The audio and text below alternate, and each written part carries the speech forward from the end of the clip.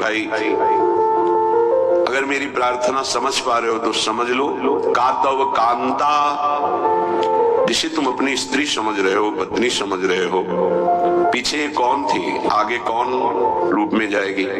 वर्तमान में वो जीव स्त्री शरीर प्रारब्ध के अनुसार प्राप्त करके तुम्हारे कर्म के भोग के लिए उपस्थित है। वो अब उसे तुमने अपनी पत्नी मानकर गाढ़ आसक्ति कर ली तो नवीन दुर्गति तैयार हो गई।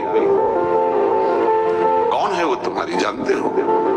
नहीं परिचय, कुछ वर्षों का परिचय और इसे सत्य मान लिया। और जहां वो परिवर्तन नाशवान दृश्य जगत का एक दृश्य शरीर परिवर्तित हुआ, नाशवान शरीर का परिवर्तन प्रतिपल हो रहा है, तुम समझ नहीं पा रहे।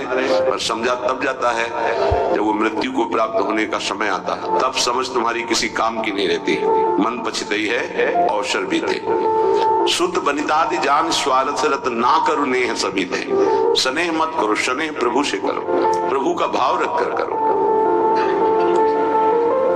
कहने की कास्तव तनया, ये जो तुम्हारे पुत्र रूप में आया है, ये कौन है जानते हो? तुम्हारे कर्म का भोग भोगाने के लिए वही भगवद अंश आया है। ये कुछ समय के लिए आया है। शुभ कर्म तो सुख प्रदान करेगा, शुभ कर्म तो दुख प्रदान करेगा, लेकिन वो तुम्हारा नहीं है। आप उसका परिचय नहीं जानते जो पुत्र रूप में आया हुआ है। स्थिरमति रेतन मृति मनुगणया, तुम्हारी बुद्धि स्थिर नहीं है, इसीलिए तुम समझ नहीं पा रहे कि गणना नहीं कर पा रहे हो कि तुम्हारी एक एक श्वास व्यर्थ में नष्ट हो रही है। आखिरी श्वास अहा किमद्य ना पश्यसि मरणम, क्या तुम देख नहीं पा रहे हो कि तुम्हारी श्वासें कम हो रही हैं, तुम मृत्यु की तरफ जा रहे हो। तुम्हारा शरीर कभी भी अचानक छूट सकता है। ऐसा नहीं कि आप वृद्धावस्था में ही जाकर मरेंगे। तो पर वृंदावन मिहि शरणम, फिर भी तुम वृंदावन का आश्रय वास स्वीकार नहीं करते, सत्संग का अनुसरण नहीं करते, आचरण में नहीं उतारते, निरंतर नाम जप नहीं करते, तो किस भूल में तुम पड़े हो? तुम्हारे पास पत्नी है, पुत्र है, संपत्ति है, इस भूल में, ये तुम्हारी नहीं है। कुछ समय के लिए तुम्हारे प्रारब्धानुसार ये संयोग बना है, बस बिछुड़ जाएगा, इसे तुम रोक नहीं पाओगे। ना अपने शरीर का छूटना, ना अपने सगे संबंधियों के शरीर का छूटना, ये तुम्हारे बस की नहीं कि तुम रोक लो। तो क्या करें? सबको छोड़ दे? नहीं, सब में भगवत भाव करो, अपने धर्म का पालन करो, खूब नाम जप करो। जीवन सार्थक करने के लिए बहुत आवश्यक है। अगर आप इनके मोह में फंस करके भगवत विमुख जीवन व्यतीत कर रहे हैं तो निरर्थक जीवन है। नमस्तस्मै कस्मै चिदपि पुरुषायाद्भुत महा महिम्ने विभ्राजत कनक रुचि धाम्ने स्वकृपया असंकोचेनैवा स्वपच मखिलेभ्यः स्वयमहो ददौ यः सद्भक्तिं विमलतर नानारसमयीं। अहो आश्चर्य है, स्वपच नीच आचरण करने वाले को भी जो गौरांगी प्रिया, जो जिनका निज महल वृंदावन धाम है, यदि आप वृंदावन का आश्रय ले लिए, वृंदावन का थोड़ा भी सानिध्य मिला, तो गौरांगी प्रियाजू की कृपा से नीच पुरुष के हृदय में भी महान प्रेम लक्षणा भक्ति प्रकाशित हो जाएगी। ये विश्वास कीजिए। लिखा है असंकोचे नैव, यद्यपि वो अनाधिकारी है इसलिए संकोच का विषय बनता है कि अनाधिकारी को प्रेम लक्षणा भक्ति, और बोले असंकोचे नहीं हुआ। कभी इस बात का सोच ही नहीं होता हमारी प्रियाजू को कि बहुत नीच आचरण वाला है, बहुत करुणामयी है, उन्हीं की करुणा का भरोसा नहीं। हम सब इसी पंक्ति में खड़े हैं, नीच आचरण वाले।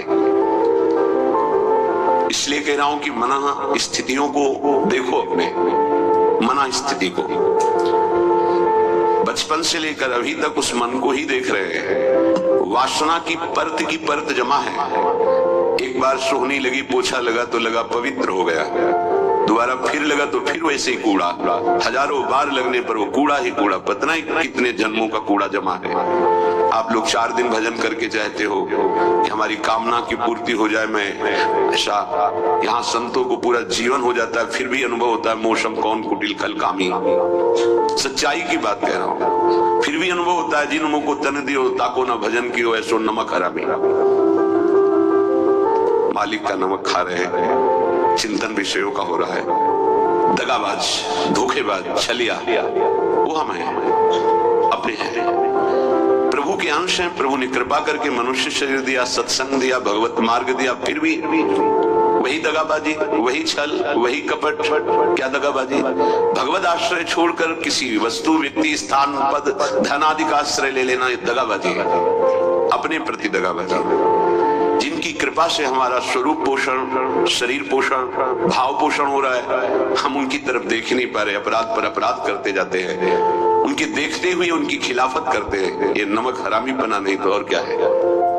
बड़े महापुरुषों के वचन हैं, श्री सूरदास जी महाराज, ऐसो नोन हरामी, नमक हरामी। चांडाल पर्यंत संकोच का त्याग करके नीच आचरण करने वाले को भी प्रेम लक्षणा भक्ति प्रदान करने वाले कौन?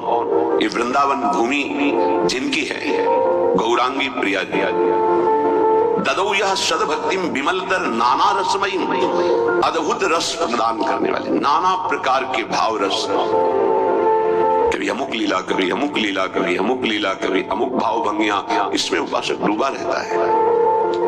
सदभक्तिम रसमयीम विमलतर, किंचन मात्र मल की गंध भी नहीं। मल कामना, कामना ही मल है, बार बार भोगों की कामना ये मल है, यही भगवत साक्षात्कार नहीं होने। भक्ति तो है लेकिन मल युक्त है, भक्ति तो है लेकिन व्यभिचारिणी है, अव्यभिचारिणी, विमलतर रसमयी, ये प्रिया जो प्रदान करती है। महिमने विभ्राजत कनक रुचिधाम ने स्वकृपया, जो अपने स्वधाम में विराजमान वृंदावन में जिनकी कनक कांति है, 7 कुंभ तनु गोरी, वो प्रिया जो असंकोचे नैवा स्वपच मखिलेभ्या स्वयं हो, स्वयं करुणा करके अपनी तरफ से नीच अधम चांडाल तक को जो धाम का आश्रय ले लेता है, महान विमल रसमयी प्रेम लक्षणा भक्ति प्रदान करती है। ये बड़ी दुर्लभ बात है। यस्मिन् प्रविशेन मनोपि महतां का तत्र वार्ता पुनः शास्त्राणां ज्ञपितञ्च यद भागवता भंग्यैव भक्तोद्धवे तद वृंदावन मुन्मदेन रसिक द्वंदेन केनाप्यो नित्य क्रीडतया गृहीत मिहि विद्युर्न गौराश्रयाः। महाप्रेम की अथाह समुद्र, ना कोई शास्त्र इनको जानता है और ना शास्त्रज्ञ और ना कोई ब्रह्म ऋषि, किनको? गौरांगी प्रिया जी। ये महाप्रेम समुद्र वृंदावन की रच और रसिक, इन्हीं से परिचय मिलता है। चाहे जितने शास्त्र पढ़ लो, हमारे प्रियाजू के विषय में नहीं जान पाओगे, लालजू के विषय में तो वो भी वो जना दे तो शास्त्र पढ़ने से नहीं जान पाओगे, सोई जाने जे देव जनाई।